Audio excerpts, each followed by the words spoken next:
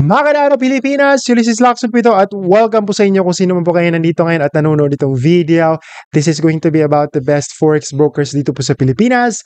Iisa-isahin din po natin yung mga basihan o yung mga factors na ikukonsidera natin kung paano nga ba, bakit maganda nga yung isang forex broker at bakit isasama ko dito sa video. So whether you're a seasoned trader or baguhan pa lang, para to sa iyo itong video na to. At bago tayo magpapatuloy, of course, pag-usapan muna natin saglit, ano nga ba yung ikakaganda, yung factors na kukonsidera natin, bakit nga ba maganda yung isang forex broker. So, unang-una is dapat license po yung broker or legit po yung broker, yung tinatawag nilang legit. Ganun yung mga sinasabi nila. So, dapat license po ang broker. So, dito ngayon sa Pilipinas, wala pa pong ni isang forex broker na license kasi wala pa po tayong regulatory bodies ng ating gobyerno na kung saan pwede mag-license. So, wala pa pong ni isang broker, ulit-ulit, na license dito sa Pilipinas. Regulated by BSP, yun yung mga search sa Google. So wala pa pong ganun kasi nga po walang regulatory bodies pa yung ating gobyerno dito sa Pilipinas. So gagawin natin is titingnan natin kung saan sila galing at kung license ba sila doon sa country kung saan sila from at saka yung mga pangunahing regulatory entities sa pangdaigdigang coverage kagaya ng FCA.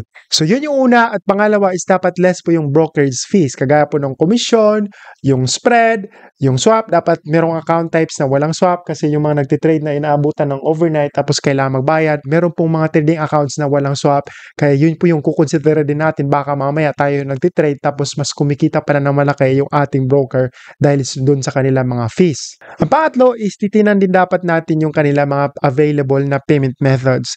Meron kasi ibang mga broker na umaabot ng week bago darating yung payout. So, dapat madali lang like yung pag-cash in, pag-cash out, available dapat yung mga pangunahing payment platforms natin dito sa Pilipinas, bank transfer, GCash, yung mga ganyan. So, tinitingnan din natin yan. Baka mamaya matagal tapos kailangan na natin ng pera kasi yun lang yung din ginagawa natin. So, importante din yan. And so far, yung tatlong yun lang talaga yung pinakakailangan dapat na consider natin sa isang forex broker. Kasi pag malaki ang fees, alis ka na kaagad. Kaya nga ito yung tatlong ipapakita ko sa inyo. Ito yung best na forex brokers dito sa Pilipinas. Na-try ko na to sila personally at pakita ko sa inyo is tatlong brokers lang para pwede nyo pagpipilian kung saan yung mas gusto. Ayaw kong sayangin ang oras niyo kaya tara dito tayo sa aking computer. Alright, so number 1 sa ating lista mga kaibigan is itong XM Forex Broker. Ito yung official website nila at para masigurado yung nasa official website kayo ng XM kasi ang daming mga scam websites out there na ginagaya itong official website ng XM. Andyan po yung link sa video description na ganito po ang itsura. I-click nyo lang po yan at ma-route po kayo dito sa mismong page kung nasaan ako ngayon at ito nga yung official website ni XM. Actually, hindi lang Forex yung pwede nyong matrade dito with XM. As you see here, they have 1,000 plus trading instruments. Pwede ka mag-trade dito ng CFDs on stocks, metals kagaya ng golds and silver, and more. And as you see here, sponsor nga nila si Manny Pacquiao dito sa Pilipinas. At para sa mga naka-mobile phone, huwag po kayo mag-alala kasi pwede po kayo mag-trade on the go gamit ang kanilang mobile app na available both Android at saka sa mga naka-iOS or sa App Store. XM started last 2009. As you see here, it was founded last 2009 and they have over 10 million clients in over 190 different countries. At ito naman yung mga regulatory bodies na kung saan sila regulated. Ayun, nakita nyo dito, merong ASIC, SISEC, FSC, TFSA. So kayo na lang mag-google kung gusto nyo malaman kung ano itong mga to. Maraming promotions na ginagawa sa XM from time to time. Minsan exclusive lang sa mga Filipino traders. Minsan available din worldwide. Kagaya na dito ngayon, itong XM competitions. Lagi ito nilang ginagawa na kung saan pwede kang manalo ng amount sa kanilang prize pool. Ayan kung nandito. Aside from that, pag hindi ka pa ganun ka-profitable na trader, pwede ka rin mag-copy trading. Maraming mga profitable na master traders or strategy providers sa loob ng XM copy trading platform. Pwede kang gawa tapos kopya ka lang ng mga master traders at kung ano yung trades nila, yun din yung matrade sa yung account. Para to sa mga kakasimula pa lang at nag-develop pa ng trading plan or strategy. At dito sa XM, napakadaling mag-cash in, mag-cash out ng profits. In fact, pag halimbawa yung GCash yung ginagamit mo, marireceive mo siya within a few hours after mo mag-request ng payout. So, ganun po kaganda dito sa XM. So, available po mga pangunahing payment methods natin dito sa Pilipinas. Yung bank transfer, yung GCash nga. Tapos, pag halimbawa yung gusto mo rin ng cryptocurrencies, available din po sa kanila. Halimbawa, Bitcoin, USDT, yung mga ganon. At aside from that, isa din sa pinaka nagustuhan ko dito sa XM is nagpo-provide sila ng mga free webinars and seminars. Tapos yung mga nagkakandak ng mga instructors or yung mga coaches is talagang from the Philippines kaya mas madali mong intindihin. Ang kailangan lang para maka-join ka sa kanilang mga free seminars, kinakondukto sa mga hotels, is kailangan ka lang ng trading account with them. So, hindi mo kailangan magaling kang trader bago ka maka-join. Libre lang siya at ito nga siya, meron silang mga live education, tapos meron silang dedicated na advance room. Nakita niyo dito para lang talaga sa mga Filipino. Kaya, ito yung ginagustuhan ko sa kanila kasi marami silang mga ginagawa na exclusively ginagawa para sa ating mga Filipino. Yung kanilang support naman, merong live chat na Filipino talaga yung makakausap mo. Pwede kang mag-Tagalog, which is hindi siya available sa ibang mga forex broker na nandito din sa Pilipinas. Now, about naman sa fees dito sa XM, may mga naririnig ako na nagrereklamo na ang taas daw ng spread dito sa XM. Well, depende kasi yan sa account type na meron ka. So, kung meron kang nasa standard account ka, talagang pangmalakihan yan. So, mataas po ang spread pag nasa standard account ka. Gagawin mo kung gusto mong walang swap tapos mababa yung spread is dito ka sa ultra low account types. Pwede kang mag-standard or micro. Ang tanging konting downside lang na nakita ko dito sa XM personally is yung kanilang trading platforms.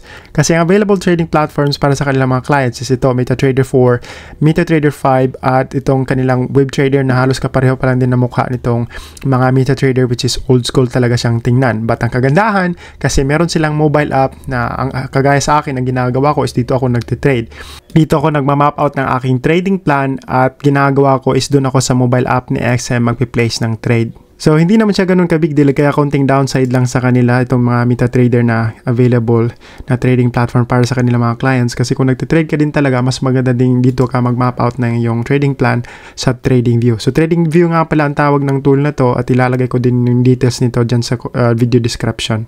Pangalawa sa ating lista mga kaibigan is itong Light Finance. Working sila since 2005 at isa sa pinaka nagustuhan ko dito sa Light Finance is maraming mga magagaling na strategy provider. So kung ang balak mo is mag-copy trading, pwede ka rin dito mag-open ng copy trading account sa Light Finance. And again, ilalagay ko pa rin yung mga links dyan sa video description para diretso kayo sa official website nila. Aside from that, available din ang Light Finance sa CTrader, which is isa sa mga pinakamagandang trading platforms. So ito nga siya, CTrader, at available din sila of course sa MetaTrader 4 and MetaTrader 5. So depende na sa personal preference mo. And of course, available din sila para sa mga naka-mobile lang. Available sila for both iOS and Android devices. At napakadali din mag-cash in, mag-cash out dito sa Light Finance gamit itong mga pangunahing payment methods or platforms na available dito sa atin sa Pilipinas. And of course, licensed din sila. Ito yung kanilang mga license sa CIF, tapos sa SISEC, and of course, dito din sa MIFID or Markets and Financial Instruments and Directive. Di ganun kaganda yung kanilang user interface sa labas ng kanilang website, but kung papasok ka sa loob, ganito yung itsura niya. So, dito yung mga currency pairs na pwede mo trade. So, itong account ito, isiniram ko to para mapakita dito sa video. At halimbawa, pag gusto mo mag-trade ng Euro USD, meron ka automatically charts na pwedeng saan ka maglagay or mag-map out ng iyong trading plan. So, pwede mo itong i-zoom in, zoom out. Pagkatapos dito, pwede ka din maglagay ng mga indicators. So, hindi kagaya ng XM na kailangan mo pang mag-trading view. So, dito, hindi mo na kailangan mag-trading view kasi kompleto na itong kanilang built-in na trading platform. Dito ngayon sa right side, ilalagay mo lang yung lot size, tapos pili ka buy ba or sell, tapos yung condition, pwede ka maglagay ng stop loss of course and take profit, tapos place mo yung order. At dito sa Light Finance is from 0.0 yung kanilang spreads. I think ang kinukulikta lang nila is itong kumaliit na commission, which is 0.25 pag halimbawa nasa ECN account ka. Wala ding swap, ang kailangan mo lang gawin pag meron ka ng trading account, verify mo lang, tapos punta ka doon sa settings, hanapin mo yung Islamic account type, checkmark mo lang doon, tapos submit mo. Wala nang kailangang documents na submit, magkakaroon ka ng swap-free na account, trading account dito sa Light Finance. Ang notice ko na konting downside dito sa Light Finance is hindi sila kaganong kagaya ng XM na lagi merong ginagawa na seminars and webinars. But of course, hindi naman ganun ka yan. Halimbawa, lalo na pag meron ka ng experience sa pagtitrade, maganda din tong si Light Finance. Napakakunti ng kanilang mga brokerage fees. And for more details about them, punta lang kayo dito sa official website nila.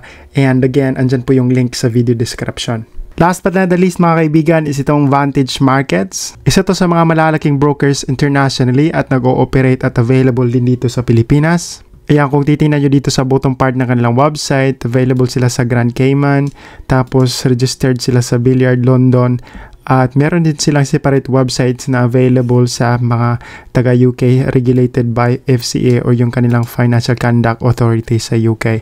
At registered din sila sa Sydney, Australia. At ito yung kanilang office address sa Australia, Sydney, Australia. At nabanggit ko nga kanina na isa to sa pinakamalalaking brokers internationally. Yan, partner pa nga nila ang McLaren. At gaya ng XM, marami din sila mga educational resources na available lalo-lalo na para sa mga beginner. Tutulungan ka para maging profitable na trader. Punta ka lang dito sa pinaka-bottom part na kanilang website once meron ka ng account. Ayan, kung nakikita nyo dito, meron sila mga courses, webinars, tapos mga free e-books na makukuha mo once magkaroon ka ng trading account sa kanila. At si Vantage is matagal na rin sila nag-operate. So, ayan, 13 plus years in the market na sila nag-operate at meron silang offices globally na 30 plus. At ito nga yung mga available products din sa kanila or yung tradable assets na total is more than 1,000 kagaya ng XM. Now, in terms of trading platforms naman, meron silang sariling tinatawag na Pro Trader. Na-try ko to, magandang trading platform din ito. And of course, para sa mga old school na mas prefer gagamit ng MetaTrader, available din sa kanila yung kanilang MetaTrader 4 and 5 at meron silang Vantage app na available for both Android and iOS. And aside from that is meron din silang copy trading para sa mga busy at wala masyadong time mag-trade for themselves or walang time mag-aral. So pwede kayo dito mag-copy trading, kukopya kayo ng mga strategy provider dito sa Vantage Market. Pwede din kayo mag-demo trading pag gusto nyo mag-practice, which is available naman yan sa lahat ng mga brokers. Ang Vantage is meron din sila mga promotions na ginagawa from time to time. So, dito ka lang sa promotions at makita mo dito meron silang deposit bonus. So, halimbawa pag nag-deposit ka, meron kang dagdag na equity or capital sa iyong trading account. And for more details about them, punta lang kayo dito sa kanilang official website. Andito naman lahat ng mga detalye na kailangan nyo malaman or kung gusto nyo pang more details about them. Kasi tataas na masyado yung video natin pag isa-isahin ko pa ito nandito. Total, nandito naman lahat yung mga detalye at puntahan nyo na nga lang dito sa kanilang official website. And of course, if you still have questions, please don't hesitate to leave them in the comment section below. At hanggang dito na lang itong video. Maraming salamat sa panunood at good luck po sa inyo.